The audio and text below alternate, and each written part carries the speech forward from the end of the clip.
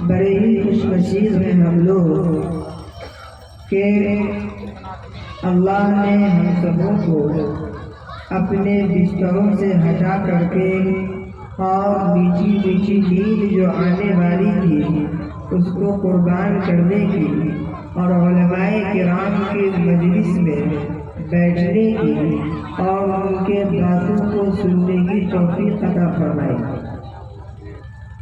मेरे भाइयों, मैं उलमाए किराम की कदर व अहमियत पर चंद बातें अर्ज कर देता हूँ ताकि आप उनकी बात को गौर समाअत फरमाएं।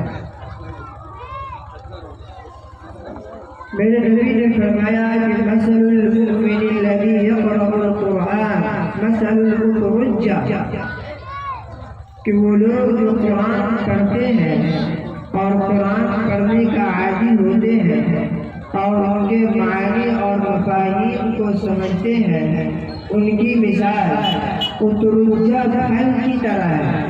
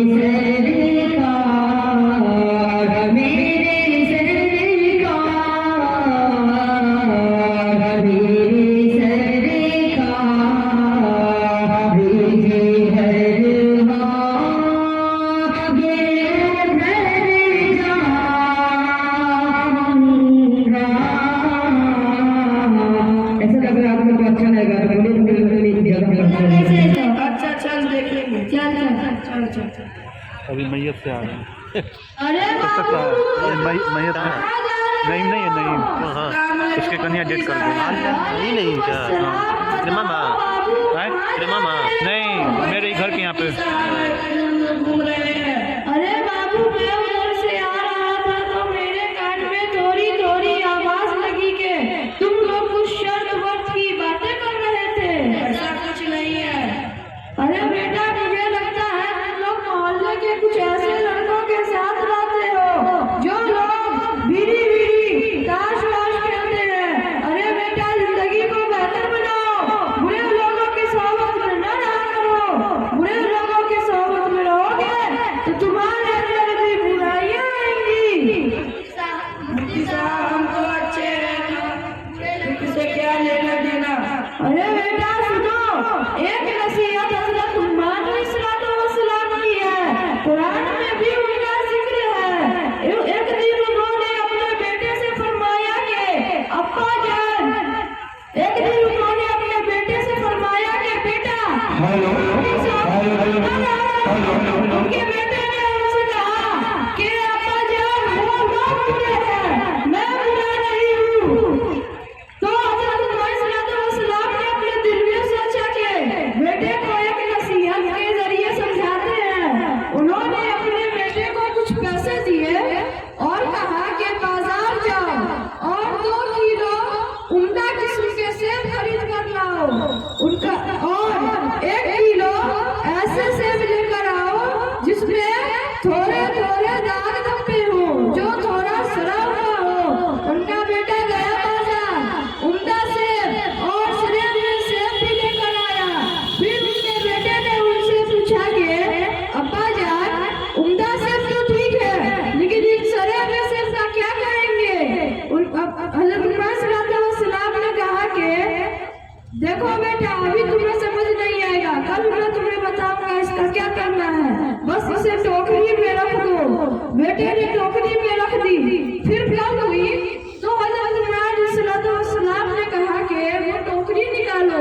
बेटा गया, टोकरी निकाल कर लाया और देखा तो देखा कि एक भी उल्टा किस्म का सेब में नहीं था। मतलब सेब नहीं पड़ेगा सेब को भी खराब कर दिया था। तो हजरत इब्राहिम ने फरमाया, देखो बेटा, जिस तरह सेब ने उल्टा सेब को भी खराब कर दिया, इसी तरह बुरे लोगों की सोबत हमें खराब कर देती है। टोकरी का एक शराब टोकरी के सारे लोगों को खराब कर देता है। सर यानी बुराई, शर यानी बुराई अगरचे छोड़ी हो, लेकिन उसका असर बहुत ही गहरा होता है। अच्छाइयाँ फैलने में सदियों लगते हैं, लेकिन बुराई को फैलने, बुराई अपना रंग तुरंत दिखाना शुरू कर देती है। मान लो कि कोई कोयले के खान में जाता है, सफेद कपड़े पहन कर गया, कोई काम ना भी करे तो उसके कपड़े पर काले दाग धब्बे आ ही जाएंगे। इसी तरह कोई इत्र की दुकान पर जाए, इत्र ना भी लगाए, तब भी उसके जिस्म पर उसका असर जरूर होगा। इसीलिए हमेशा अच्छे लोगों के सोबत में रहा करो। दोस्ती ऐसे लोगों से करो जो तुम्हें नमाज पढ़ने की ताकीद करे, कुरान पढ़ने की ताकीद करे, अच्छी बात बताए, बुरी बातों से रोके। एक हदीस में तुम्हें बताता हूँ, एक सहाबी ने अल्लाह के रसूल सल्लल्लाहु अलैहि वसल्लम से पूछा कि हुजूर बताइए कि अच्छा दोस्त, बेहतरीन दोस्त कौन है? अल्लाह के रसूल ने क्या जवाब दिया, गौर से सुनो। अल्लाह के रसूल ने फरमाया, बेहतरीन दोस्त वो है जिसे देखते ही अल्लाह की याद आ जाए। बेहतरीन दोस्त वो है जिससे बात करने में इल्म में इजाफा हो। बेहतरीन दोस्त वो है जिसे आखिरत की याद दिला दे। आमीन सुम्मा आमीन। मुफ्ती साहब, अल्लाह तबारक व तआला हमें ऐसे दोस्ती अता फरमाए। मुफ्ती साहब जरा ये बताइए कि हमने एक मौलवी साहब से सुना है, जो लोग बुरे लोगों के साथ रहते हैं, कल क़यामत में उसे जिल्लत और रुसवाई का सामना करना पड़ता है। हाँ बेटा, तुमने बिल्कुल सही सुना है। जो लोग बुरे लोगों के सोबत में रहते हैं, कल क़यामत के दिन में जिल्लत और रुसवाई का सामना झेलना पड़ेगा। तो वो लोग कहेंगे, काश अपनी दुनिया में अच्छे लोगों के सोबत में रहते तो आज ये दिन देखना नहीं पड़ता। सुभान अल्लाह, सुभान अल्लाह। मुफ्ती साहब, आपने तो हमें इतने अच्छे नसीहत की है, तो इतने तरीके और सलीके से समझाया कि आज तक हमको किसी ने ऐसा नहीं समझाया। तो वादा करो आज के बाद बुरे लोगों के सोबत में नहीं रहोगे। इंशाअल्लाह, इंशाअल्लाह। हम आपसे वादा करते हैं कि जितने भी होली, ताश, जुआ खेलने वाले, पुड़िया, गुटखा, खैनी खाने वाले, स्नेसन पीने वाले, जितने भी बुरे लोग हैं उससे हम दूर रहेंगे और नेक लोग के साथ रहेंगे इंशाअल्लाह, इंशाअल्लाह। मुफ्ती साहब जरा ये बताइए कि आप अपने रात में कहाँ जा रहे हैं? अस्तगफिरुल्लाह, अस्तगफिरुल्लाह। अरे भाई, तुम्हें पता नहीं है, हमारे मोहल्ले का मदरसा मदीनतुल उलूम में छोटा मोटा जलसा का प्रोग्राम चल रहा है। मैं वहाँ तशरीफ ले जा रहा था। तो क्यों नहीं मुफ्ती साहब, हम लोग भी जा सकते हैं? हाँ बेटा, सभी लोग जा सकते हैं और जाने भी चाहिए, क्योंकि मोहल्ले का मदरसा है।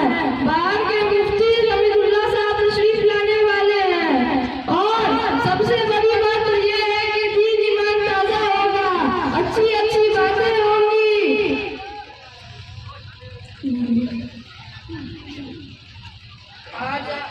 आज हम मदरसे के जलसे से खैर बरकत से महरूम हो जाते हैं। ठीक है बेटा, चलो।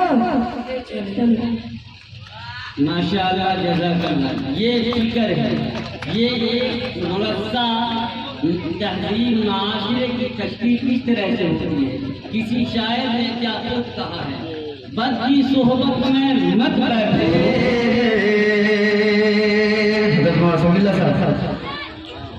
आराम से सोए हैं,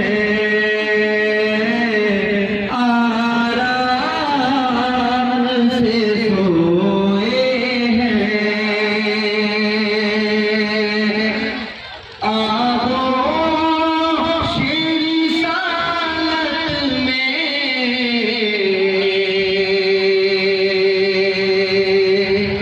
आराम से सोए हैं। अरे एक बार जरा जिंदा होगा सुनिए, बोलिए सुभान अल्लाह। आराम से सोए हैं, आराम से सोए हैं।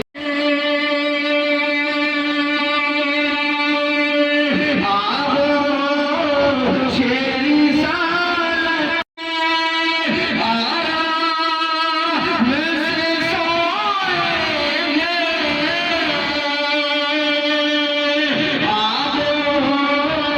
शेरी सालत में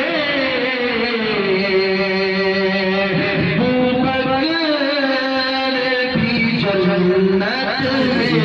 इस दुनिया में जो भी आया है हर शख्स चाहता है जन्नत में जाना, हर शख्स को जन्नत की तलब है, लेकिन जन्नत कैसे मिलेगी वो आप तक पहुंचाने की कोशिश कर रहा हूँ। आराम से सोए हैं, इंशाअल्लाह जान देकर। हज़रात, आज के इस दौर में दीन इस्लाम को जो मिटाने की कोशिश की जा रही है उसे देखिएगा। इंशाअल्लाह जान देकर, इंशाअल्लाह जान देकर, इंशाअल्लाह जान देकर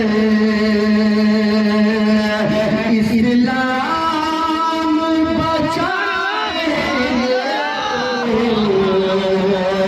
इंशाअल्लाह जान देकर, इंशाअल्लाह जान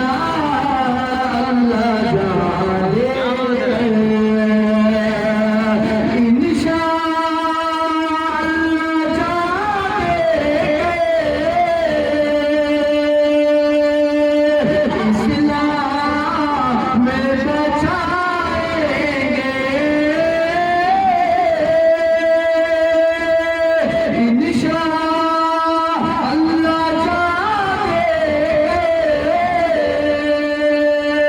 इस्लाम में बचाएंगे।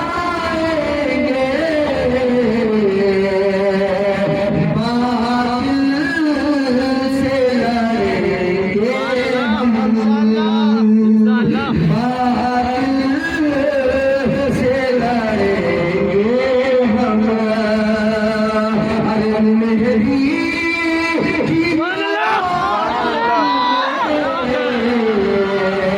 बातिल से लड़ेंगे हम। अरे मेरी माशाअल्लाह माशाअल्लाह, हमारे भाई मिलत का हुक्म है कि शेर को दोबारा पढ़ा जाए।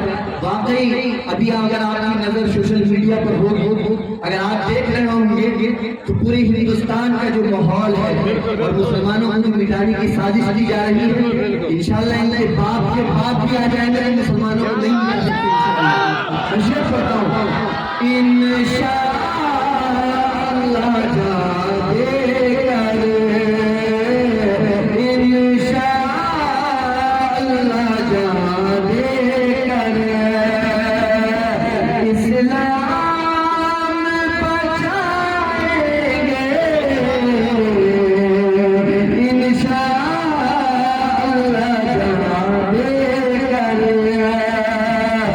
इंशाअल्लाह जान